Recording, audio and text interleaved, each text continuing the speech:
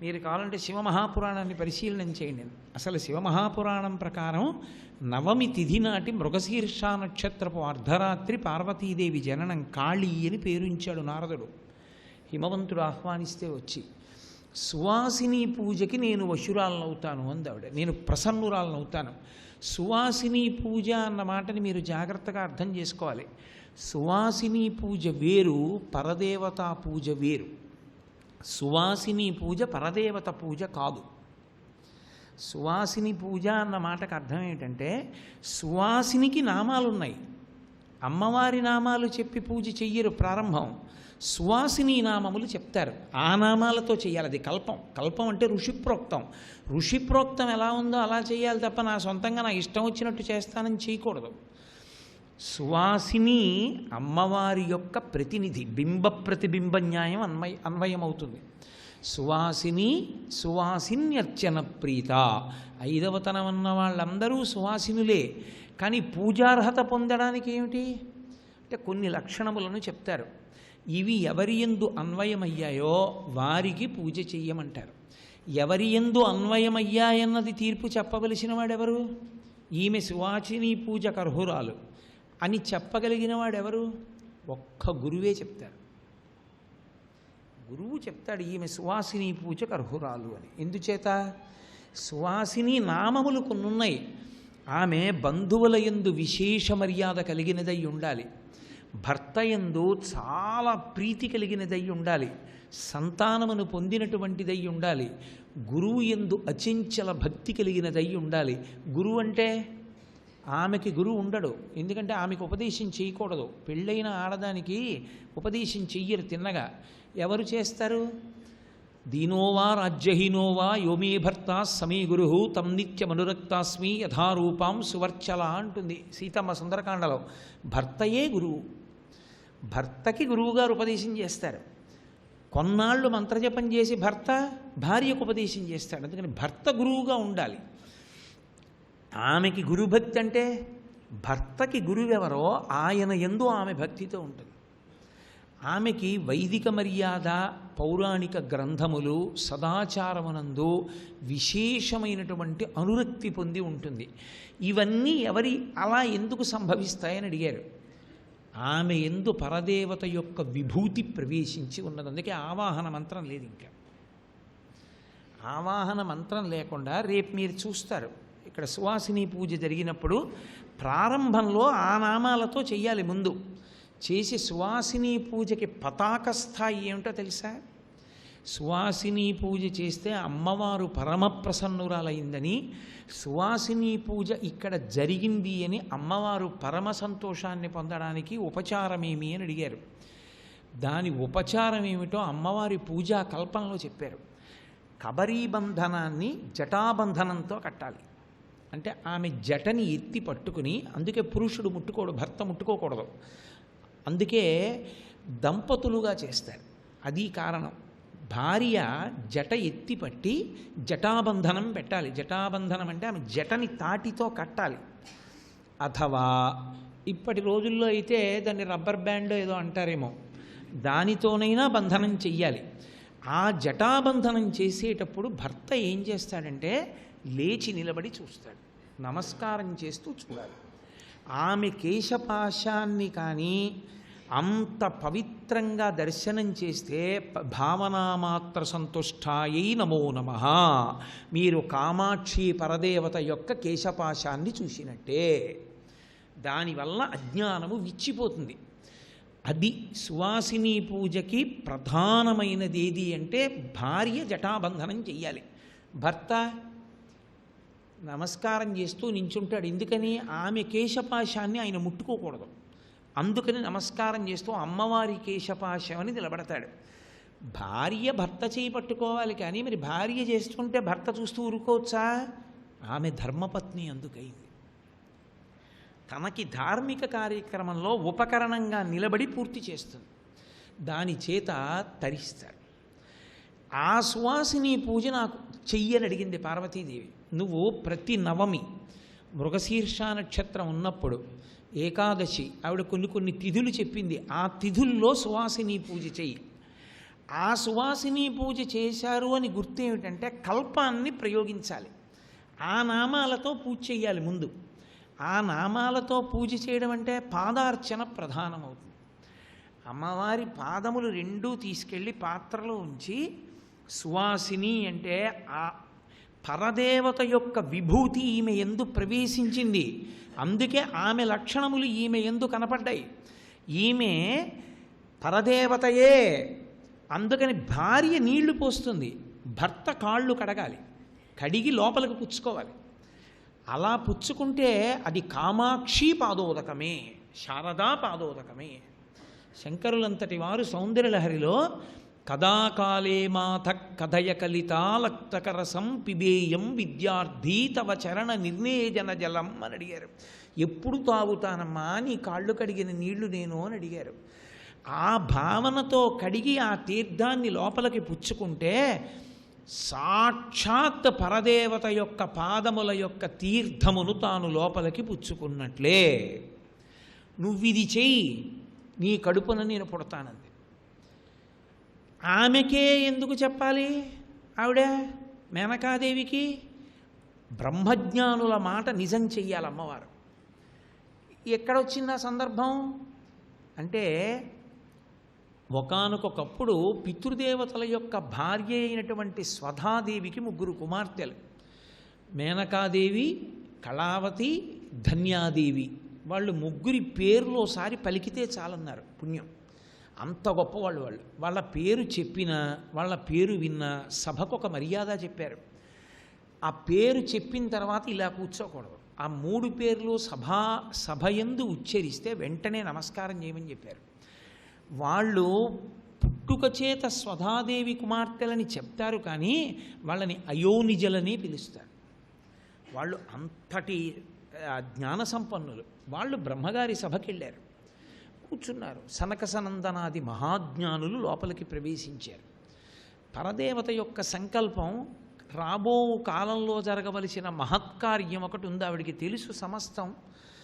ఎందుకో వాళ్ళు నిష్కారణంగా నవ్వారు. సనక సనందనాదులను చూసి వాళ్ళు మహాజ్ఞానులు, అలా నవ్వకూడదు సభలో. మహానుభావుడు విరాట పర్వంలో ధౌమ్యుడు నేర్పుతాడు పాండవులకు. సభాప్రవేశం చేసినప్పుడు రాజు ముందు ఆవలింత, తుమ్ము, హాసంబు నీ ఇష్టం వచ్చినట్టు చేయకూడదు. సభలో కూర్చుని ఆవలించడం, సభలో కూర్చుని తుమ్మడం, సభలో కూర్చుని దగ్గడం, అటువంటి పనులు చేయకూడదు. దగ్గంటారా, ఏదో శరీరమునకు అనారోగ్య రీత్యా వస్తే దోషం లేదు. ఆవలింతంతటి దోషభూయిష్టమైన విషయం సభలో ఇంకొకటి లేదు. వెంటనే వాళ్ళని బయటికి పంపించేస్తారు ఆవలింత వచ్చిందంటే. అంటే వాడికి శ్రద్ధ లేదని గుర్తు ఆవలింత వచ్చిందంటే. కాబట్టి అవి ఉండకూడదని చెప్తాడు ధౌమ్యుడు. వాళ్ళు ఎందుకో సనక సనందనాదుల్ని చూసి నవ్వారు. సనక సనందనాదుల్ని చూసి నవ్వితే ఆ పాపం కట్టి కుడుపుతుంది అంతటి వాళ్ళైనా. కాబట్టి వెంటనే వాళ్ళు అన్నారు, మీరు 3 మమ్మల్ని చూసి నవ్వారు. అంతటి వాళ్ళు ఎందుకు నవ్వుతారు? పరదేవత యొక్క ఆజ్ఞ లోకోపకారం కోసం. మీరు 3 భూలోకంలో జన్మించండి అన్నారు. అది మర్త్యలోకం. కాబట్టి మర్త్యలోకం కనుక మరణం ఉంటుంది. మరణం ఉంటుంది కాబట్టి కొంత పాపం కూడా ఆవహిస్తూ ఉంటుంది, మధ్య మధ్యలో పాపకార్యాలు చేయిస్తూ ఉంటుంది. మాకు ఎలా, మేము భూలోకానికి వెడితే ఇబ్బంది కదా, ఎలా మాకు శాప విమోచనమని వాళ్ళు సనక సనందనాదుల్ని ప్రార్థించారు. వాళ్ళన్నారు, పరదేవత మా నోట ఎందుకు పలికించిందో. మేనకాదేవి హిమవంతునికి కుమార్తె అవుతుంది. హిమవంతునికి కుమార్తె అయి పార్వతీదేవిని కుమార్తెగా పొందుతుంది. ఆ కారణం చేత ఆమెకు కైలాస ప్రాప్తి. ఇక రెండవదైనటువంటి ధన్యాదేవి జనక మహారాజు గారికి భార్య అవుతుంది. ఆ కారణం చేత సీతమ్మకి తెల్లవుతుంది, కాబట్టి వైకుంఠ ప్రాప్తి. మూడవదైన కళావతి వృషభానుడు అనబడేటటువంటి వైశ్యునకు భార్య అవుతుంది, రాధాదేవికి తల్లి అవుతుంది. ఆ కారణం చేత గోలోక ప్రాప్తి. వీళ్ళు 3 అమ్మవారి యొక్క 3 విశేష శక్తులకు తల్లులవుతారు అని వరం ఇచ్చారు. అందుకని మేనకాదేవి కడుపున పార్వతీదేవి పుట్టారు. ఇప్పుడు సనక సనందనాదుల మాట నిజం చెయ్యడానికి ఆమె గిరిసుతే పర్వతరాజపుత్రి కావాలి. పర్వతరాజపుత్రి కావాలి అంటే మేనకాదేవికి కూతురు అవ్వాలి. మేనకాదేవికి కూతురు అవ్వాలంటే తిన్నగా ఆమె కుమార్తెగా రాలేదు. ముందు ప్రత్యక్షమైంది అమ్మవారిగా. నేను నీకు కుమార్తెగా వస్తాను, కానీ నేను అలా రావడానికి నువ్వేం చేయాలో తెలుసా? సువాసిని పూజ చెయ్యి. అంటే సువాసిని పూజ ఎంత శక్తివంతమో మీరు చూడండి. అందున సువాసిని పూజ చేసేటప్పుడు నీతితో అప్పాలు తయారు చేసి మీరు ఆ సువాసినికి ఇచ్చారనుకోండి, జన్మ జన్మాంతరముల యందు కూడా భార్యాభర్తలలో ఒకరు తొందరగా శరీరాన్ని విడిచిపెట్టడం, రెండవ వారు దీర్ఘకాలం జీవించి ఇబ్బంది పడడం అనేటటువంటిది ఉండనే ఉండదు. అందుకే అసలు నీతితో చేసిన అప్పాలు ఎప్పుడు ఇప్పిస్తారో తెలుసా? ఇంట్లో ఆడపిల్లని పెళ్లి కూతుర్ని చేసినప్పుడు ఇప్పించాలి. పెళ్లి కూతుర్ని చెయ్యగానే మొట్టమొదట చేయవలసిన పని ఏమిటంటే నేతిలో అప్పాలు తయారు చేసి, అప్పం అంటే బియ్యపిండి బెల్లం కలిపి చేస్తారు. ఆ అప్పాన్ని కానీ ఆ అమ్మవారి స్వరూపంగా సువాసినికి ఇస్తే, సువాసిని దాన్ని అమ్మవారికి నైవేద్యం పెట్టినా, సువాసిని నోట్లో వేసుకున్నా ఉత్తర క్షణం దాని యొక్క ఫలితాన్ని చెప్పడం ఎవరికీ సాధ్యం కాదు. అందుకే మహానుభావుడు కాబట్టి పోతన గారి రుక్మిణీ కళ్యాణం చదవండి మీరు. రుక్మిణీ కళ్యాణంలో పోతన గారు రుక్మిణీదేవి చేత నేతి అప్పాలు ఇప్పించాడు. ఆయన అలా వ్రాయడానికి కారణం ఏమిటంటే, అలా ఆంధ్రీకరించడానికి కారణం ఏమిటంటే, ఆయనకి తెలియని విషయం లేదు. ప్రత్యేకించి శ్రీవిద్యా తంత్రమునందు సిద్ధహస్తుడు పోతన గారు. అందుకే రుక్మిణీ కళ్యాణంలో శివాలయానికి వెళ్ళినటువంటి రుక్మిణీదేవి ఐదో తనానికి సంబంధించినటువంటి ఆభరణములను, నీతి అప్పాల్ని, చెరుకు ముక్కల్ని సువాసినికి ఇచ్చి నమస్కరించి బయటికి రాగానే కృష్ణ దర్శనం అయింది. అప్పటి వరకు లేదు కృష్ణ దర్శనం. అది పరదేవతానుగ్రహం అంటే. చూపించాలనుకున్నారు పోతన గారు. ఒక సువాసిని పూజలో నేతి అప్పం ఎంత గొప్పది. మీరు సామాన్యంగా తీసుకోకూడదు కొన్ని కొన్ని పదార్థాలని. అది దేవీ నవరాత్రుల్లాంటి కార్యక్రమాల్లో మూక పంచశతి, సౌందర్యలహరి మొదలైనటువంటి ప్రవచనాలు జరుగుతున్నప్పుడు సువాసిని పూజలో ఇటువంటి పదార్థ సమన్వయం చేయడం, ఆ పదార్థం అమ్మవారికి విశేషంగా నివేదన జరగడం, ఎవరు నివేదన చేశారో, ఎవరు పూజకి కూర్చున్నారో వాళ్ళకి, చూసిన వాళ్ళకి, చేసిన వాళ్ళకి, చేయించిన వాళ్ళకి అసలు దాని యొక్క ఫలితాన్ని చెప్పడానికి ఎవరికీ సాధ్యం కాదు. అందుకే పెళ్లి కూతుర్ని చేస్తే తప్పకుండా ఇస్తారు. ఇక నేతి గారె పెడితే బహుప్రసన్నురాలైపోతుంది ఆవిడ, బహుప్రసన్నురాలవుతుంది. ఆమె నీతి పదార్థాన్ని తింటుంది. ఆవిడే చెప్పింది, ఇలా పూజ చేయి, నేను నీ కడుపున పుడతాను అంటే. అన్నిటికన్నా పతాక స్థాయి ఏమిటో తెలుసా లోకంలో? అందరూ అమ్మా అని అమ్మవారు అనే పిల్లని అమ్మాయి అని తండ్రిగా పిలవడం. అందరూ ఏ జగదంబకి నమస్కారం చేస్తారో ఆ జగదంబ నాన్నగారండి అని నమస్కారం చేయడం. వాడు ఎవడుంటాడు? కోట్ల కోట్ల కోట్ల మందిలో ఎవరో ఒక్కడుంటాడు. అందుకన్నాడు వీరభద్ర విజయంలో పోతన గారు పార్వతీ కళ్యాణం చెప్తూ అద్భుతమైన పద్యం ఒకటి రచన చేశారు. ఆయన అన్నాడు, హిమవంతుడు తెలుసు వచ్చింది పార్వతీదేవి అని. ఆయన అన్నాడు, అమ్మా గిరిలోనొక్క గిరినైన నా పేరు వెలయచేసి తిట్లు ఇందువదన, నీకు తండ్రినైతి నాకింత చాలదే, ఇది మహాద్భుతంబు ఇందువదన అన్నాడు. నేనేముందమ్మా, ఓ కొండనమ్మా, ఇన్ని కొండల్లో ఒక కొండకి నువ్వు పుట్టావా అమ్మా, నీకు నేను తండ్రినయ్యానా? ఏమి భాగ్యమమ్మా నాది, ఇది మహాద్భుతంబు, ఇది అద్భుతం, నాకేం పుణ్యం ఉందన్నాడు. ఏమిటో తెలుసా పుణ్యం? ఆయన భార్య సువాసిని పూజ. నేను చేస్తానండి, నేను సువాసిని పూజలు చేయాలి, నేను సువాసిని పూజలు చేయాలనేది చెయ్యి. తను కూర్చునేవాడు పీటల మీద, ఇద్దరూ కలిసి చేస్తుండేవారు అంతే. ఆ ఒక్క భాగ్యాన్ని అడ్డుపెట్టి అమ్మవారు కూతురుగా వచ్చింది. ఆమె కూతురుగా వస్తే ఎంతమందికైనా కూతురుగా వస్తుంది, భార్యగా మాత్రం ఒక్క పరమశివునికి. కాబట్టి ఇప్పుడు ఏమవుతాడు? పరమేశ్వరుడు అల్లుడవుతాడు. ఏమి అదృష్టవంతుడు! అలా అవుతుందా? అయింది. కాత్యాయన మహర్షికి ఒకసారి వచ్చింది, కాత్యాయని అని పేరు పెట్టుకుంది. ఒకసారి భృగు మహర్షికి కూతురుగా వచ్చింది, భార్గవి అని పేరెట్టుకుంది. జనకుడికి కూతురుగా వచ్చింది, జానకి అని పేరెట్టుకుంది. ఆకాశరాజుకి కూతురుగా వచ్చింది, పద్మావతి అని పేరు పెట్టుకుంది. ఒకానొక నాడు దక్షుడికి కూతురుగా వచ్చింది, దాక్షాయణి అని పేరెట్టుకుంది. హిమవంతునికి కూతురుగా వచ్చింది, హైమవతి అని పేరెట్టుకుంది. ఎంతమందికైనా కూతురుగా వస్తుందన్నప్పుడు ఇది చేస్తే నీకెందుకు కూతురుగా రాదు? నీకు వస్తుంది. ఇంకంతకన్నా భాగ్యం ఏంటి? ఇక లెక్క పెట్టడానికి చెప్పడానికి వీలు లేనంత భాగ్యము కలిగేది ఆ సువాసిని పూజలో పదార్థ సమన్వయం చేతనే. దాన్ని నువ్వు ఎంత అందంగా అన్వయం చేసుకుంటావన్న దాన్ని బట్టి నీకు అభ్యున్నతి. అంటే అసలు దేవాలయ ప్రాంగణం ఒక 10 సంవత్సరాలకి సరిపోయినంత శక్తి పొందేస్తుంది. సువాసిని అమ్మవారి స్వరూపం. సువాసిన్యర్చన ప్రీత. ఆమెయే నైవేద్యం పెట్టి ఆమెయే నోట్లో వేసుకుని పెడితే అంతే, ప్రసన్నురాలైపోతుంది. అక్కడ అప్పుడు జరిగింది, రేపు శారదమ్మ పరవశించిపోతుంది. ఇక్కడ ఓ ఇంతమంది నా స్వరూపాలు నేతి అప్పాలు నైవేద్యం చేసి పెడుతున్నారు తినని.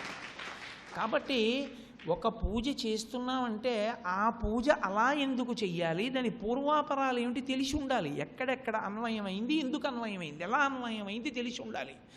కాబట్టి అమ్మవారే అడిగి చేయించుకుని కుమార్తెగా వచ్చింది. ఇంతమంది కోరికలను నిలబెట్టడానికి అవతారం స్వీకరించింది. కాబట్టి ఆ తల్లి భూత భవిష్యత్ వర్తమాన కాలములు తెలిసున్నదై తారకాసుర సంహారానికి సుబ్రహ్మణ్య జననం కోసం హిమవత్పుత్రిగా ఆవిర్భవించినటువంటి ఆ అవతారం ఉందే, అది మహాద్భుతమైన అవతారం. అది అసలు ప్రేమతో కారుణ్యంతో నిండిపోయి ఆనాడు మేనకాదేవికి చెప్పడం కాదు, ఎప్పటికీ లోకమంతా ఏ పూజ చేసి తరించవచ్చో అటువంటి పూజని ఉపదేశం చేసినటువంటి అవతారం. కాబట్టి గిరిసుతే అని పిలిచి మొదలెట్టారు మూకశంకరు. ఓ గిరిసుతే, ప్రసూనై సంపర్కాదమరతరుణీ కుంతలభవై. ఆ శ్లోకం మొట్టమొదటి పాదం చూడండి. అందులో ఆయన అన్నారు, అమ్మా అమరతరుణి అంటే దేవతల యొక్క భార్యలు ఉన్నారే, వాళ్ళ కొప్పులో పువ్వులు ఉంటాయి. వాళ్ళు ఏ పువ్వులు పెట్టుకుంటారు? వాళ్ళు లౌకికంగా భూలోకంలో పూసినటువంటి పువ్వులు వాళ్ళు పెట్టుకోరు. వాళ్ళు అమరలోకంలో ఉండేటటువంటి దేవలోక వృక్షములకు పూసినటువంటి పుష్పములను ధరిస్తారు. పారిజాత పుష్పం లాంటి పుష్పాలు పెట్టుకుంటారు. ఆ పువ్వులకు ఒక లక్షణం ఉంది, ఆ పువ్వు వాడిపోదు. ఆ పువ్వు పెట్టుకున్నారు అంటే అదొక అద్భుతం. ఆ పువ్వులు అందరూ పెట్టుకోవడం అనేటటువంటిది సాధ్యం కాదు, ఒక్క దేవకాంతలే పెట్టుకుంటారు. అసలు అటువంటి దేవకాంతలు తప్ప అన్యులు పెట్టుకోవడానికి అవకాశం లేనటువంటి గొప్ప సుగంధభరితములైనటువంటి ఆ పుష్పముల యొక్క దండలతో కూర్చబడిన కొప్పులు కలిగిన దేవకాంతలు వంగి నమస్కరించేటటువంటి పాదములు కలిగినటువంటి ఓ అమ్మా అని. ఇప్పుడు ఏమైంది అలా నమస్కరిస్తే? ఆయన ఉద్దేశ్యం ఏంటంటే, అమ్మ లోకంలో అమ్మవారికి పాద పూజ అని పువ్వులతో చేస్తాం. అసలు నిజమైన పూజ ఏమిటి? మీరు పువ్వులతో చేసిన పూజ కాదు, నిజంగా మీ పూజ ధన్యమైపోయింది, మీ జన్మ ధన్యమైపోయిందని గుర్తేమిటో తెలుసా? ఏనాడు అమ్మవారి పాదముల మీద ఉన్న లత్తుక మీ నుదుటికి అంటుకుందో ఆనాడు మీ పూజ ధన్యమైందని గుర్తు. అమ్మవారి పాదముల లత్తుక మీ నుదుటికి ఎప్పుడు అంటుకుంటుంది? మీరు అమ్మవారి పాదములకు లత్తుక పెట్టి మీరు వంగి మీ తలని అమ్మవారి పాదములకు తాటిస్తే ఆ లత్తుక మీకు అంటుకుంటుంది. అది ఆరిపోయిన లత్తుక అనుకోండి, మీకు అంటుకోదు. లత్తుక మీకు అంటుకుంది అంటే దాని గుర్తు ఏమిటని? అప్పుడే పెట్టిన లత్తుక అని గుర్తు. అప్పుడే లత్తుక పెట్టి పాదార్చన చేసి మీరు పరమ సంతోషంతో అమ్మవారి పాదముల యందు తలపెట్టి ధ్యానంలో ఉండిపోతే మీరు తలెత్తిన తర్వాత మీ ముఖం యొక్క సువాసన మీ ముక్కు కొడుతుంటుంది. ఎందుకని? పరదేవత పాదములకు ఉన్న లత్తుక, పసుపు, ఆ పువ్వుల యొక్క సువాసన మీకు అంటుకుంటుంది. అది అమ్మవారి యొక్క వైభవం. అంటే అసలు నిజానికి పువ్వుల చేత పూజింపబడుతుందా, భక్తులైనటువంటి వారి తలల చేత పూజింపబడుతోందా ఆవిడ భక్తులైన వారి తలల చేత పూజింపబడుతోంది. అందుకే శంకరాచార్యులు వారు శృతీనాం మూర్ధానో దదతి తవయౌ శేఖరతయా అంటారు. అమ్మ, వేదముల చివర తిరిగేటటువంటి నీ పాదములను ఒక్కసారి నా తల మీద పెట్టమ్మా అంటారు. పరదేవతార్చన ఏంటంటే దాని మెళకు వచ్చి తెలియకుండా చేయకూడదు, అది గురుముఖంగా తెలుసుకుంటేనే చెయ్యాలి. అమ్మవారి పాదములు తల మీద పెట్టుకున్నట్టుగా చేసేటటువంటి ధ్యానం అద్భుత ధ్యానం. నేను మళ్ళీ చెప్తున్నాను, అది గురుముఖత తెలుసుకుంటే కానీ చేయకూడదు. కాబట్టి శృతీనాం మూర్ధానో దదతి తవయౌ శేఖరతయా, అమ్మా నా తల మీద పెట్టమ్మా నీ పాదాలు అంటారు. శంకరులు 2 చోట్ల ప్రయోగించారు ఈ ధ్యాన శ్లోకాన్ని. ఇక్కడ ఒకసారి ఇచ్చారు, మళ్ళీ శివానందలహరిలో ఒకసారి ఇచ్చారు. గృహీత్వా హస్తాభ్యాం శిరసి నయనే వక్షసి వహన్ అంటూను. అటువంటి పరదేవతాపాదములకు మీరు పూజ చేసి లత్తుక అంటుకునేటట్టుగా నమస్కరించగలిగినటువంటి భాగ్యము మీకు పట్టేది ఒక్క సువాసిని పూజలోనే. సువాసిని పూజలో అమ్మవారి పాదాలు కడిగి మీ ఉత్తరీయంతో భర్త తుడవాలి. భర్త అమ్మవారి పాదాలు తుడిచి తత్పాదోదకాన్ని 3 మార్లు లోపలికి పుచ్చుకొని చేయి కడుక్కుని పాదములకు లత్తుక పెట్టి లేచి మోకాళ్ళ మీద వంగి తన తల ఆవిడ పాదములకు తగిలేటట్టుగా వంగి నమస్కరించాలి. కామాక్షి పరదేవతని చూసి ఆమె యందు అమ్మవారి విభూతి ఉన్న కారణం చేత ఆ లత్తుక నీ నుదిటికి అంటుకుంటే నువ్వు పరదేవతకి నమస్కరించి లత్తుక అంటుకున్నవాడివని నిర్ణయం చేస్తారు. దానికి అదొక్కటే మార్గం, లోకంలో ఇంకొక మార్గం లేదు. కాబట్టి అమ్మా, నీ పాదముల దగ్గర అమరకాంతలందరూ కూడా పుష్పములను పెట్టుకుని వంగి నమస్కరించారు. ఒకసారి నమస్కరిస్తారా, 2 మాటలు నమస్కరిస్తారా? 33 కోట్ల మంది దేవతల భార్యలు. శృతి అంటే వేదమాత నమస్కరిస్తుంది ఆవిడికి. శృతి సీమంత సింధూరీకృత పాదాబ్జధూళిక నామం ఉంది కదా. శృతి వేదము స్త్రీ రూపాన్ని పొందుతుంది వేదమాతగా. బొట్టు అంటే ఆడవారిది ముందు బొట్టు ఇక్కడ కాదు, ఇక్కడ. ఈ బొట్టు నిధనం అవ్వకూడదు, అసలు ఎప్పుడూ నిధనం అవ్వకూడదు. ఈ బొట్టే స్నానం చేసినప్పుడు మరుగున పడుతుంది. ఈ బొట్టు ఎప్పుడూ ఉంటుంది ఇలా. ఆ బొట్టు అసలు నిధనం అవ్వడం అన్న ప్రశ్నే రాకూడదు. కాబట్టి శృతి సీమంత, సీమంత అన్న మాటకు అర్థం ఏంటంటే ఇక్కడ వరకు ఉంటే సీమ అంతము, ఇంక ఇది దాటి పాపట తీయకూడదు. కాబట్టి సీమంత అంటే ఇక్కడ వరకు. సీమంతోన్నయనము అంటే జుత్తెత్తి కట్టుట, పాపట తీసి భర్త ఎత్తి కట్టాలి. సర్వం శ్రీ ఉమామహేశ్వర పరబ్రహ్మార్పణమస్తు. స్వస్తి.